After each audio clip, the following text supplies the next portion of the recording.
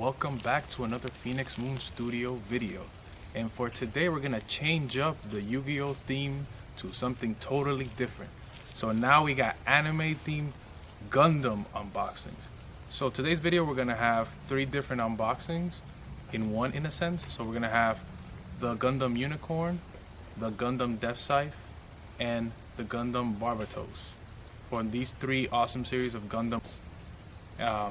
I hope you guys enjoy these videos, and I hope that you guys support so we can do more Gundam themed anime unboxing videos. For example, I built Gundams on the side. I've had a lot of experience with it. I've done from regular grades to perfect grades, and I hope that if you guys enjoy those, we can get into a little bit of a Gundam built video as soon as I can get some of those. But let's not delay this any longer and enjoy the unboxing. So we're here with our latest anime theme unboxing. So you know, in the channel we've been doing a lot of Yu-Gi-Oh, but now is Gundam, baby. You already know it's one of my passions and something I've been doing for a long time. And we're gonna get into this unboxing. So that's a Gundam I build. These are new Gundams I ordered, and hopefully you guys enjoy. I'll give you guys my opinion and perspective, and we're gonna talk about 3 categories that I rate my Gundams in. So let's get this started. So from what I know of Gundam, we ordered 3. It was a set of 3. It was a bundle off of Amazon. If you guys are interested, let me know in the comments. I'll definitely link the purchase below. We have from Gundam Unicorn, the Unicorn Gundam Banshee. From Gundam Iron-Blooded Orphans, we got Gundam Barbatos. And from my personal favorite series, Gundam Wing, we have deathscythe.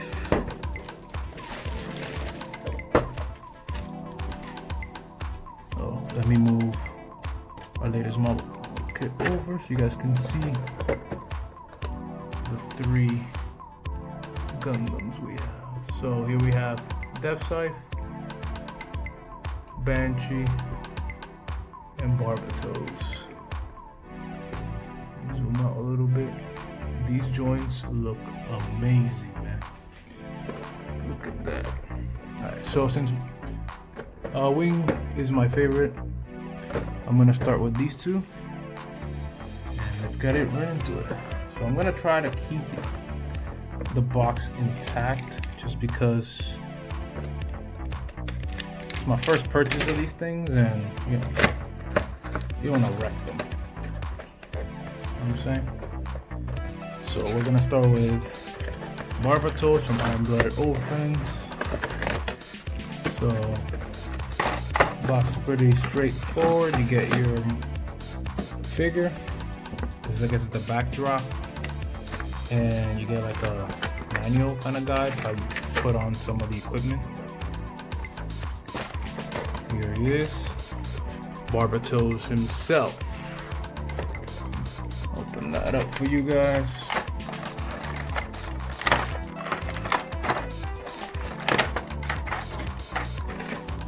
Seems like he comes with katana, sword. Focus on that.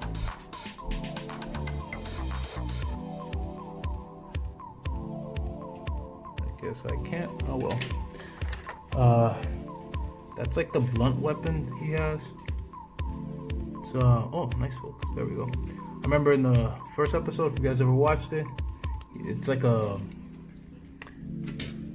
digging weapon. It's not even actually a weapon. The Gundam pilot ends up using it as a weapon, and they just go with it. Kind of makes it unique. It's a pretty sick looking gun, I'm not gonna lie. A lot of sharp curves and all that. Oh, let's stand on its own. Pretty good. Awesome. Look at that. Sick looking Gundam. Pause it for a second so you guys can see it with the weapons on. But you guys might want to see this, but you get like a backpack. That's like the thrusters, I believe. So remember, originally in the series, this Gundam is terrestrial, and it's not really meant for space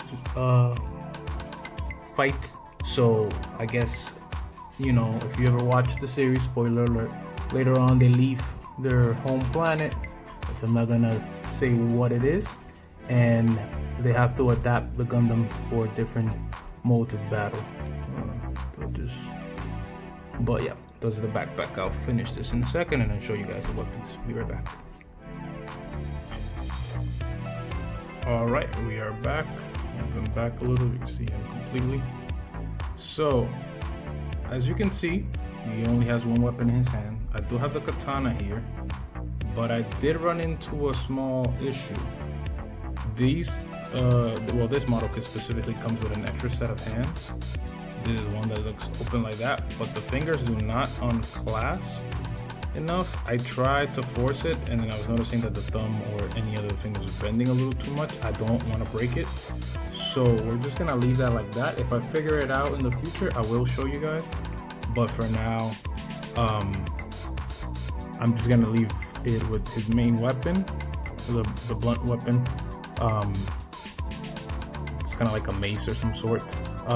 It fits perfectly. Those extra hands do fit perfectly for the weapon. You could just like slide it from the bottom, and in the handle part where you see here, it will grip it, and it's pretty sturdy, so you don't have to worry about it. The weapon itself is pretty heavy for the Gundam, but it makes it work pretty well. So I normally was going to judge these by 3 categories. So durability, mobility, and uniqueness. For this one, I would say seems pretty durable. Like the plastic they use, it's tough. It's just, honestly, a lot of the parts are pretty sharp and pointy, so if you handle it without too much care, you might poke yourself or anything of the sort. So it's a pretty tough feeling Gundam, pretty tough looking. I'd say in terms of Gundam, especially including model kits, which are for the most part very fragile, it's a 10 out of 10 in durability. Yeah, to be honest, I don't have any die cast or any like metal Gundams, action figures or model kits, so I can't compare it. So for now, I'll give it a 10 out of 10 because it's the most durable I've seen this type. So this is the Gundam Universe Gundam Barbatos. So for that, it's a 10 out of 10. So moving on, for mobility, because it seems so strong, you can see it's kind of like when you first get something, you need to like oil it up and move it a little bit so it can move a lot more smooth. It's a bit stiff, to be honest. I don't see a lot of range in like oh well, this way, yeah, more range, but compared to other things where you can like put the leg all the way up top and kick and spin it around, the head is okay. I mean, it goes all the way around, but you know, with the backpack and then all these like with the V here and all that stuff, the armor set that he has, as you guys know, there's an armor set. Oh well, there you go, something fell. But it's not super mobile, so it has a decent amount of mobility. Hip is mostly forward and back. It doesn't do side to side, so I'll give it a 7 out of 10 for that mobility. Yeah, that sounds about right. It's movable. You can pose it a few times, maybe like do something like this, looking that way, hold this up, but I don't think you're gonna get a lot of dynamic poses out of this one. The arms can't necessarily cross too much, so I think that's why I'll keep it at 7 out of 10. Moving on to uniqueness. This is a very eye-catching Gundam, just because especially if you know the series. The color scheme obviously is very similar to RX-78, the original Gundam. You know, most main character Gundams have the blue, white, red with some yellow color scheme, but the look of it is very different from your typical Gundam. It has more of a sharp and as well as bulky with the shoulder look, and then the legs don't look like your usual Gundam. They're very thick and like, I guess, sturdy. So I feel like this is the type of Gundam that can hold up a lot of weight. If you know how some Gundams have a lot of armor up top. So with the type of legs it has, I feel like this one is one of those that stand up straight, stay sturdy. Like, I haven't had a problem with it standing up. It doesn't move, doesn't wobble much. So I say that uniqueness, I think it's a 10 out of 10, just because you won't see something like this too frequently. But each Gundam series has their own thing. So this came with like a mount attachment for the bottom, a sword, its weapon, and an extra set of hands. It has the open hand, and then it comes with the closed fist attached to it. But yeah, moving on. All right, for this next one, we're gonna unbox the Unicorn Gundam Banshee. So this is a Gundam that I have a little bit of experience with, but not as an action figure, more for a model kit. A few Comic-Cons ago, I was able to purchase the perfect grade of the Banshee, which took me some good amount of time. We have the same kind of setup. Took me a good amount of time to build. It was my first and has been my only perfect grade build so far. But yeah, this one, like I showed before, this one comes with the same setup as Barbatos. Oh, and that's the hands. Where you get a backdrop on it. That was that gold sheet I showed, and you get the manual, so backdrop and manual. But unlike that one, a few other things. So be right back. I'm gonna set this up for you guys. All right.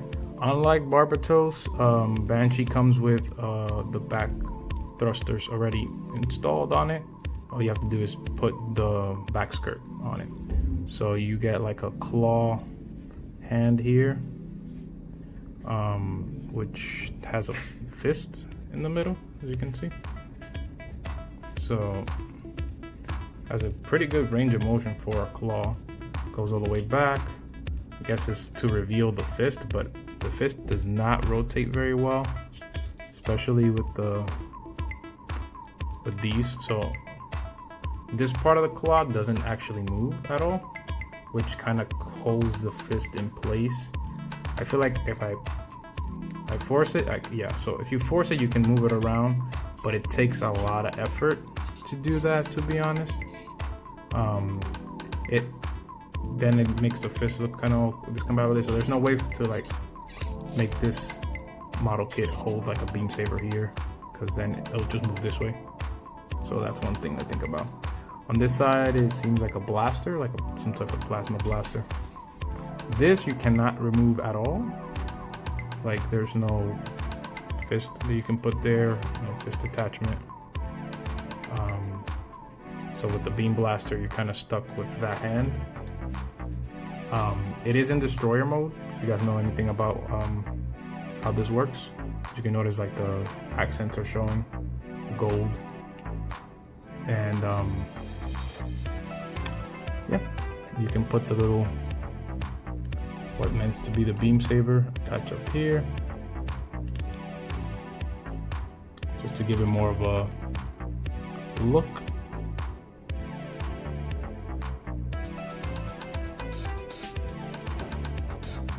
And does have beam sabers here, and it comes with one hand as a result of it being, it's an open hand, which means it's meant to hold the beam saber. There we go. And it goes, I guess, in the claw hand. So I'm gonna give this a try and see if I can show it to you guys with the beam saber.